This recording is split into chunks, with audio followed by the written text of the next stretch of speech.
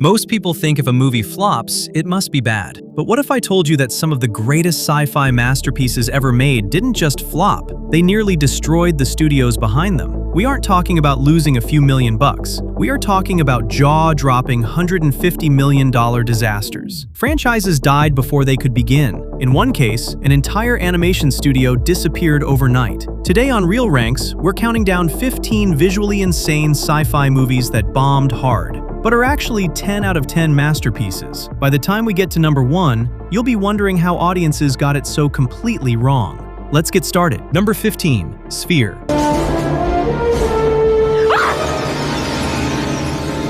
It's human. It's an American spaceship. Let's kick things off with a deep cut that practically nobody talks about anymore, but absolutely deserves your attention. Back in 1998, Warner Brothers dropped an estimated $80 million to send Dustin Hoffman, Sharon Stone, and Samuel L. Jackson to the bottom of the ocean to investigate a 300-year-old alien spacecraft. The concept? Pure psychological terror. It's basically Event Horizon meets The Abyss. As the crew gets closer to the mysterious golden sphere, their deepest, darkest fears start manifesting into reality. It's claustrophobic. The tension is completely suffocating, and the acting is top tier. But when it hit theaters, the mainstream audience completely ignored it. The movie lost around $37 million, bleeding so much cash that Hollywood became terrified of greenlighting big-budget underwater sci-fi for years. If you want a smart, slow-burn psychological mind-bender that the box office totally missed, Sphere is a masterclass. But at least Sphere managed to make almost half its money back. Number 14 didn't just bomb at the box office, it was completely buried alive. I am your main connection to the switchboard of souls. I'm the magic man. Number 14, Strange Days. Written by James Cameron and directed by Catherine Bigelow, the powerhouse duo behind some of the greatest action films ever made. It's a cyberpunk tech noir set on New Year's Eve 1999, where people are addicted to a black market VR tech that lets you physically feel other people's recorded memories. Fox gave them $42 million to make a movie that was basically The Matrix, 4 years before The Matrix even existed. The concept was mind-blowing. The execution was flawless, and it made less than $8 million worldwide. The studio had zero clue how to market a dark, R-rated dystopian thriller, so they just didn't. Audiences completely ignored it, and today, it sits as one of the most criminally underrated sci-fi masterclasses of the 90s. While Strange Days failed because it was too far ahead of its time, number 13 failed because the studio panicked and didn't trust their own main character. Good boy. They murdered an entire studio. Number 12, Titan AE. The year is 3028. Earth has been completely vaporized by an alien race, and humanity is nearly extinct. Don Bluth and Fox Animation delivered a dark, mature sci-fi epic with a stacked voice cast. Matt Damon, Drew Barrymore, Bill Pullman. The visuals? A stunning blend of hand-drawn animation and early CGI that still looks incredible today. The budget was $90 million. It made $36 million. The loss was so devastating that Fox shut down their entire animation division just 10 days after the movie premiered. The marketing team had aimed it at kids, realizing too late that it was a gritty space opera. One terrible marketing strategy erased hundreds of jobs and killed a masterpiece. Titan AE died because the studio didn't know who their audience was. Number 11 died because the audience was sold a lie. If you succeed, you will be remembered as a hero.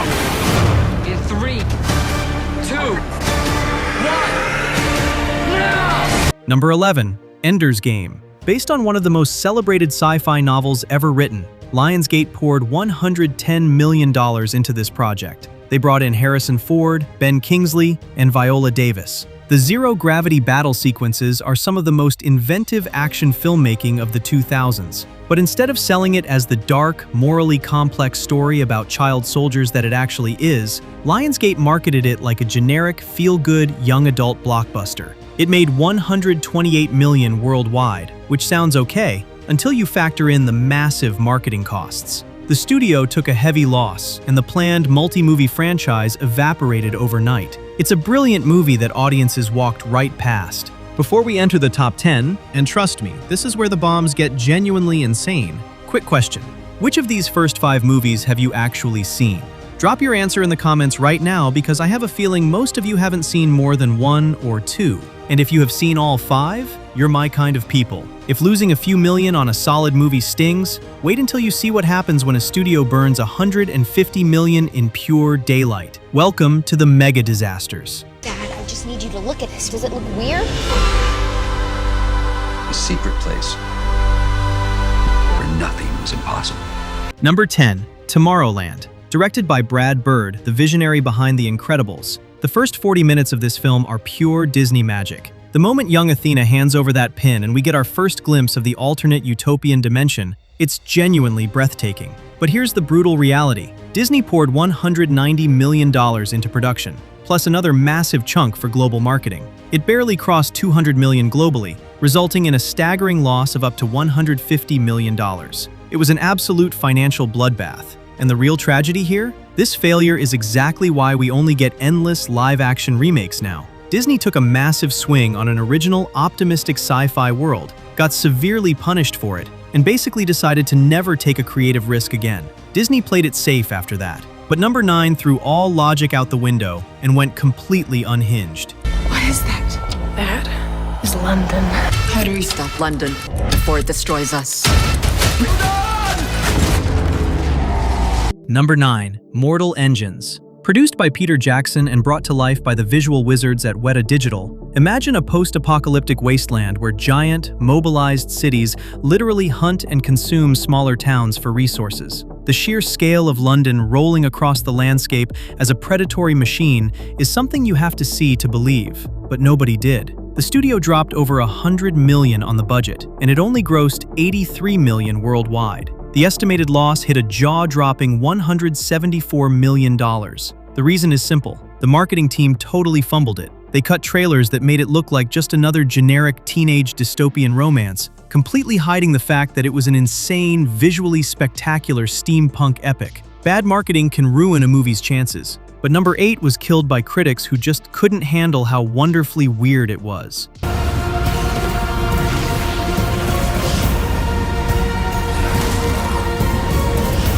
Number 8. Jupiter Ascending. The Wachowskis swung for the fences with this one. You've got Channing Tatum as a genetically engineered wolf hybrid rollerblading through the sky, and Eddie Redmayne delivering a villain performance that is totally unhinged, whispering one second and screaming the next. The studio spent nearly $180 million building this wild, massive universe, and they lost around $100 million when the dust settled. Critics absolutely tore it apart, but time has been very kind to this movie. It's rapidly gaining a reputation as a highly entertaining, unapologetic space opera. It's gorgeous to look at, and it refuses to be boring for even a single frame. While the Wachowskis lost studio money, the director behind number 7 financed the most expensive independent movie in European history, just to watch it crash.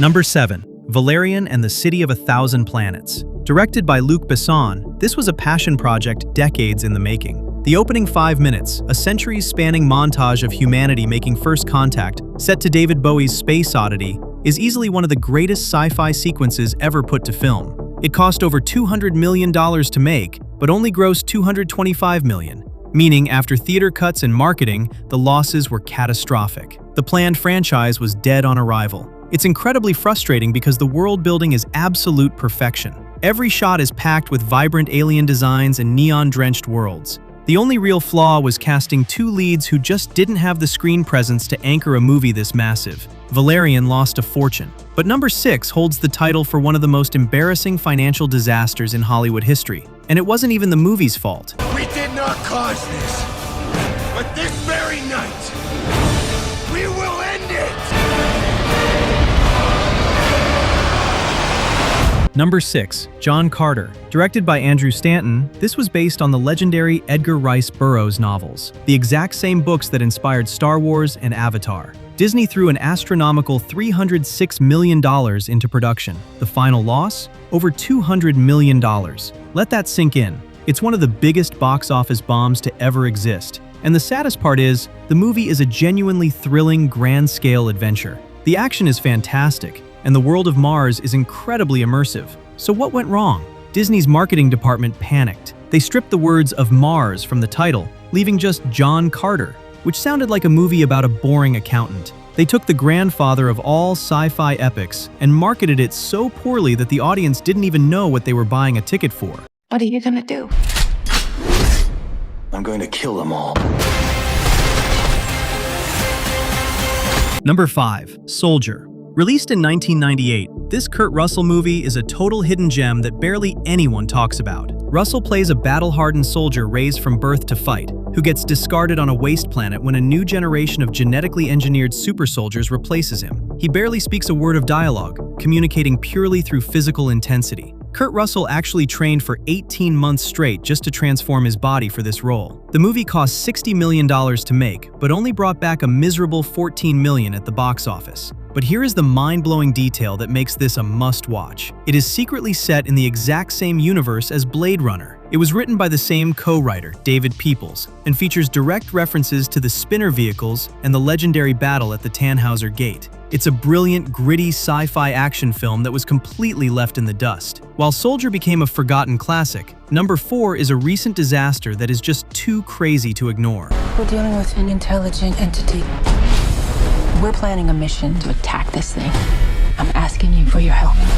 Number 4. Moonfall. Directed by Roland Emmerich, the man who loves destroying the planet in movies like Independence Day and 2012. The premise is delightfully insane. The moon falls out of orbit, and we discover it's actually a giant hollow megastructure built by ancient humans to hide from a rogue AI swarm. Lionsgate spent a massive $140 million on this, and it sank at the box office, grossing only $67 million. It stands as one of the biggest financial disasters of recent years, but honestly, it knows exactly how ridiculous it is and completely leans into it. You get to watch a space shuttle launch from the middle of a literal tsunami and cars outrunning moon gravity. It is the perfect turn-your-brain-off sci-fi spectacle that is destined to become a midnight screening cult classic. Moonfall was a fun, chaotic disaster, but number 3 is a masterpiece that should have redefined modern sci-fi cinema, and the fact that it flopped is heartbreaking. Did you locate the weapon? Yeah, it's a kid. We are this close to winning the war. Execute her, or we go extinct. Number 3. The Creator. Directed by Gareth Edwards, the director of Rogue One, the story follows a war between humanity and AI through a former soldier who is sent to destroy a new weapon, only to discover the weapon is an artificial child he decides to protect. This movie is a technical miracle. Edwards shot it on a modest $80 million budget using real locations across Southeast Asia and prosumer cameras, but it looks visually superior to almost every $250 million superhero movie out there. It's tactile, original, and deeply emotional. Yet, it barely broke even, making just over $100 million worldwide. The tragic part is that Hollywood looked at these numbers and concluded that audiences don't want original sci-fi stories. It's a self-contained masterpiece that deserved a massive crowd, but nobody showed up. The Creator was a modern tragedy. But number 2 was a masterpiece that got completely erased by a cultural phenomenon. Number 2. Dark City. Directed by Alex Proyas, this neo-noir thriller follows a man who wakes up with no memory in a gothic city where the sun never rises, only to discover a pale race of telekinetic beings alters reality and human memories every night at midnight. It is a brilliant, philosophically rich film that the legendary critic Roger Ebert called the absolute best movie of 1998. New Line Cinema spent $27 million making it, and it barely scratched its budget back. The studio released it in February with zero marketing push. But the real curse? A few weeks later, a massive, big-budget blockbuster called The Matrix hit theaters with a nearly identical aesthetic and completely took over the world, burying Dark City in the process. Christopher Nolan has even cited Dark City as a major influence on Inception. It walked so the biggest sci-fi movies of the 2000s could run, and it's still waiting for people to find it. Dark City was a victim of terrible timing. But our number 1 spot belongs to a perfect film that had the star power, the budget, and the glowing reviews, but still somehow failed the math. I'm not a soldier. Of course you're not. You're a weapon. Number 1. Edge of Tomorrow. Released in 2014, starring Tom Cruise and Emily Blunt, the setup is a brutal alien invasion where Cruise plays a cowardly PR officer thrust into combat, dies within 5 minutes, and suddenly wakes up at the start of that exact same day. Every time he dies, the loop resets, and he gets slightly smarter and deadlier. It is an airtight, flawless sci-fi action movie. The time loop mechanic is incredibly clever, and the chemistry between Cruise and Emily Blunt is unmatched. The movie actually grossed $370 million worldwide. That sounds like a massive hit, right? Well, in Hollywood, the math is brutal. Because the production and marketing costs were so high, the studio needed at least $400 million just to break even. It was officially labeled a box office disappointment, and the highly anticipated sequel was indefinitely shelved. It is the ultimate proof that even when Hollywood makes a perfect, standalone original film, we sometimes fail to show up. And that is the biggest mistake of all. 15 sci-fi masterpieces that bombed so hard at the box office, they were practically erased from the conversation. I'm genuinely curious, how many of these had you actually seen before watching this video? Drop your number in the comments. And if you think I got the rankings wrong, or if you want to defend movies like Jupiter Ascending, let's talk about it down below. I read every single comment. Don't forget to subscribe for more hidden gems every week. Thanks for watching ReelRanks, and I'll see you in the next one.